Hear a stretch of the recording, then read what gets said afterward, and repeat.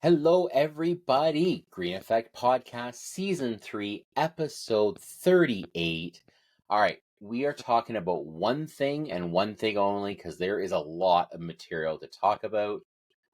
Federal government. Okay, so this is Disney Plus lady and JT and their cast of band of merry men released today, and I actually held off releasing this podcast in expectation of this amazing news. They released their the Canada Mortgage Charter today. Okay, the Canada Mortgage Charter. It sounds so like official, and it sounds like the Charter of Rights. But I'm telling you, don't worry, this is not going to light your world on fire. All right, I want to get right into it. There's a lot of things to talk about in here, and I want to kind of give my 2 cents. Listen, we're still at a high level. Very typical federal government. Very hot.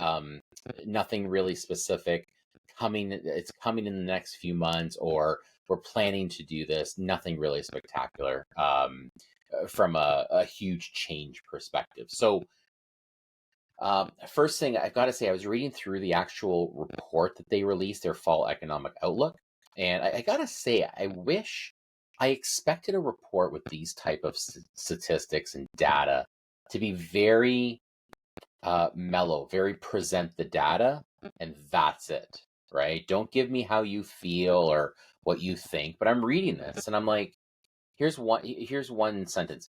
Years of responsible fiscal stewardship have left Canada in an inevitable fiscal. Okay, just stop. Years of fiscal stewardship, responsible. I can't even say it. Responsible fiscal stewardship. I'm sorry. Anytime I hear stewardship, I think Britney Spears and her dad, right? But years of responsible fiscal stewardship. Okay, I'll bite on that, I guess. And then in the forward, since 2015, our government's economic plan has been and remains to build a strong economy that works for everyone. Okay, sure. We're going to go with that as well. So, anyway, I'm reading this report and I'm thinking, man, I know it's released by the government, but I really wish they would present the data and then that's it. Stop talking, right? We don't need to hear all this warm and fuzzy stuff. Anyway, let's get right into it because there's some really interesting things that came out of this. And listen, I saw one media outlet comment on the fact that this was a bit of a gloomy report. Well, yeah, it is because things are really freaking gloomy right now. Okay, but I, I'm noticing that the liberals are still going after the low hanging fruit and not really digging into the stuff they need to dig into, like the tough conversations around immigration and population growth and sprawl and all that other stuff. We're just going after really low hanging fruit that I think they're like trying things out. Okay. So let's start off with the big ticket item here that everybody is talking about. That is their crackdown on Airbnb. Okay. Verbo short term rentals. So and this next part was very vague around what areas of the country, because this is a federal report. So this is going to impact the whole country. So they're saying in certain hotbed areas, um, they're going to crack down on taxation with them. Okay. Now they haven't confirmed where, but let's just assume it's the popular places: Toronto, Montreal, Vancouver. Probably like a Mount Tremblay type thing, or Whistler, or you know what I mean, like those type of things, those type of areas. So what they're basically saying is this: we want to open up more housing. They made comments in the report that they don't like how people have taken properties, taken them away from Canadians who want to live there long term and renting them out short term rentals. They don't like that, right? God forbid a middle class family tries to make a little bit of money. Because believe me, for the most part, I'm sure there's exceptions, so don't attack me in the comments, but for the most part, they're kind of ma and pa type setups, right? Unless you got someone with like 10 short-term rentals. Well, that's different. Or they're doing rental arbitrage or whatever you call it, right? But this is not These are people who are, again, they're just ma and pa type setups trying to do stuff. Anyway, taxation. Okay, so they're saying we want to open up more properties so that people can live there long term, and so they're basically going to now penalize short-term rental owners. Okay, yes, let's go ahead and support major corporations like hotels who are probably, whispering sweet nothings in JT's ears. Okay, uh, we're gonna punish these people. Okay, so the suggestion on the tax side is, let's say in current state right now, you have $25,000 in rental income for the year on a short-term rental. Your expenses are 20,000. Pardon me, expenses and mortgage interest as an example. So normally 25,000 in rental income minus 20,000 in expenses means you're only taxed on $5,000 relative to your income bracket. Okay. What they're suggesting now, starting 2024, is that same scenario: 25,000 income, 20,000 in expenses. Too bad if you got 20 grand in expenses. You can no longer deduct anything. We're just going to tax you on the full 25,000. Okay. So yes, let's just piss people off even more. Okay. This is going to create two things. So I can tell you right now, unless there's something I'm missing here, this is not going to open up more housing for people. Okay. It'll open up some, don't get me wrong. This is just going to piss people off though. Okay. Two revenue streams have been created by the government. One, obviously taxation. Okay. Now we can tax people higher. Great. We'll make some more money. But the other part, I don't think anyone's talked about this just yet. And this is off advice from my accountant. If, what was I going to say there? I just completely lost my thought. Oh, if your property is operating more than 50, let's call it in the 60-70% range or higher as a short-term rental, it's considered a full-time business. And if you go to sell that house and it's deemed to be a business asset, and I might be butchering this, but you got to pay HST, because I had this happen to one property down east somewhere. It was about a year or so ago, and it was a full-time Airbnb. When they sold, there was an HST consideration. Like, someone had to pay the damn HST separately. So this is really going to create two forms. Someone's got to unload their Airbnb. They're going to have an HST consideration if it's a full-time one, right? So needless to say, people are really not very happy about this. Okay, again, you're just pissing people off, and is it worth it? Are you actually going to make a huge difference with that?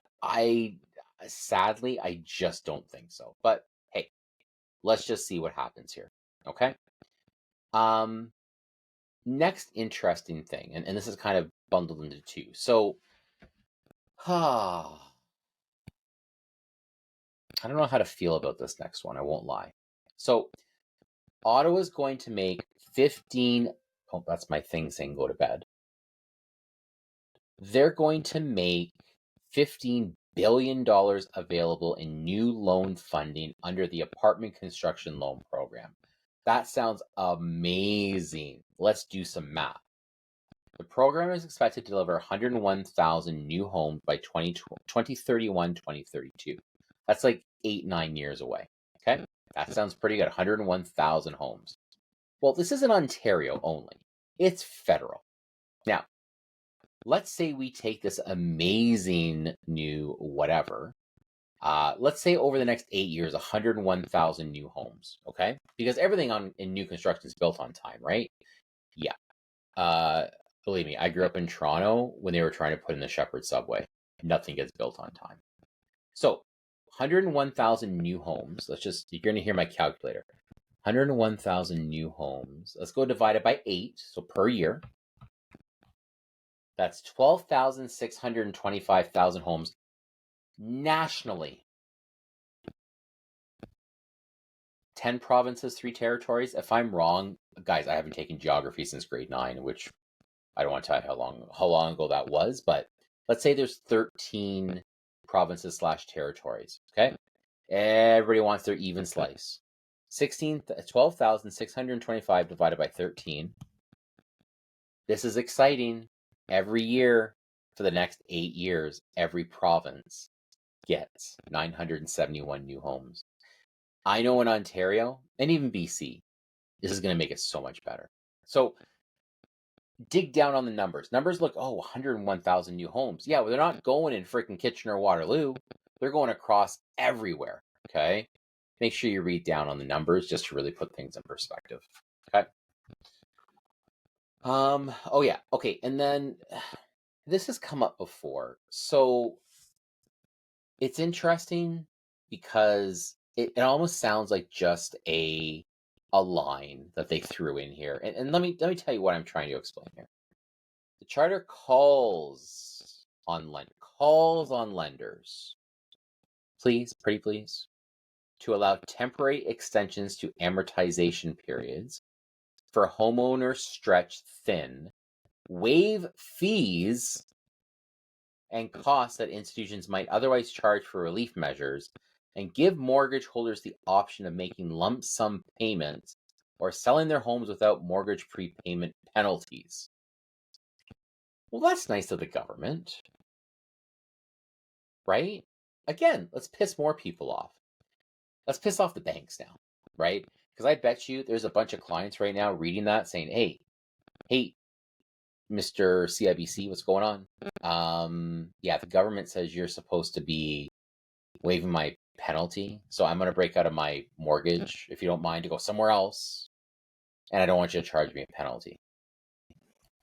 This has no teeth. This is, the charter calls on lenders, okay?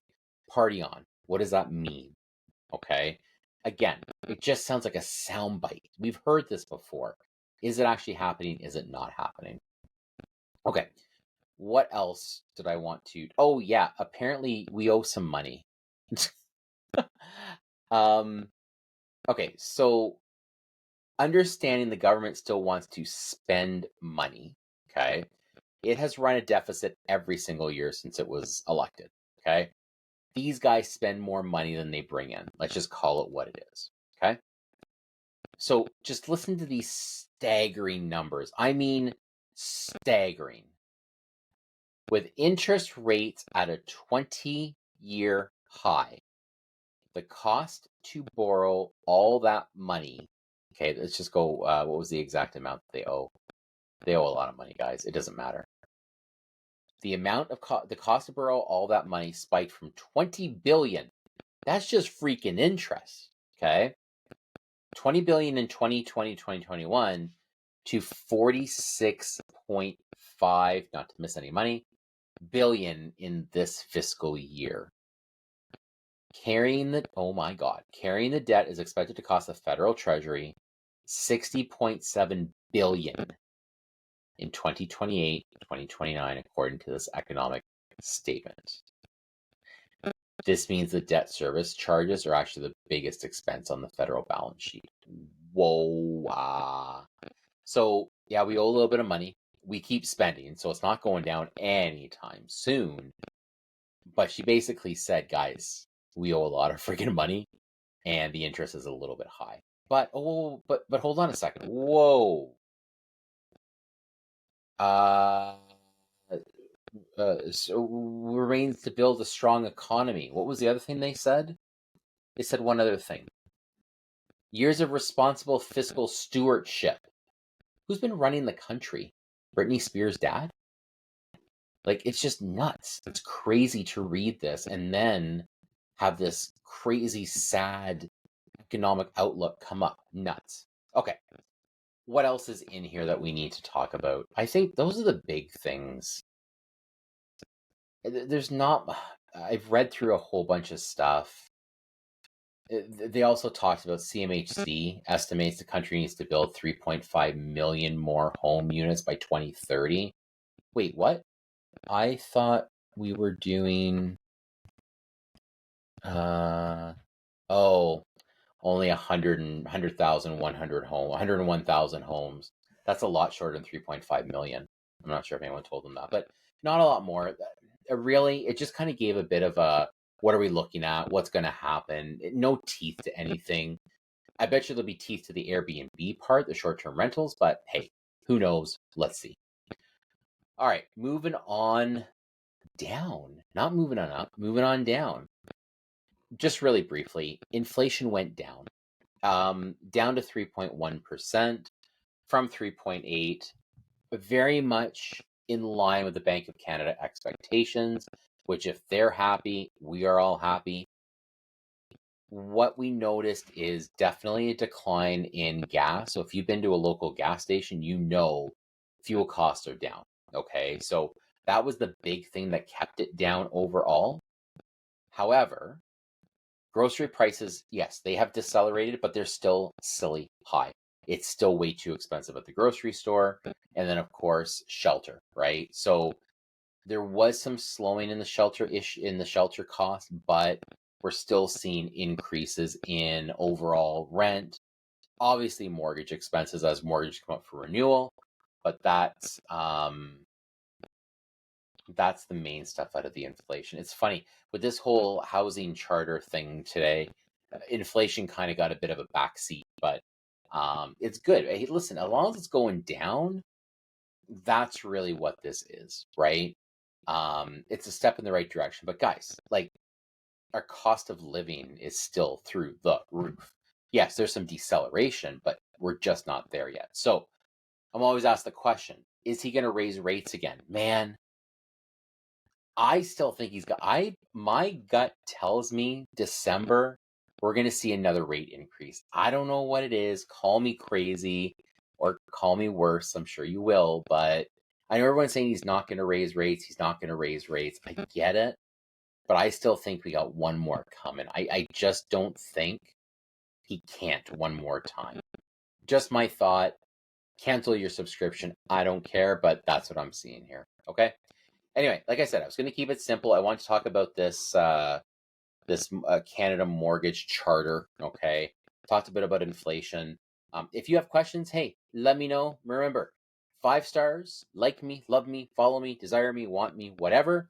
And I don't know why we still keep finishing the video this way, but keep fit, have fun. See ya.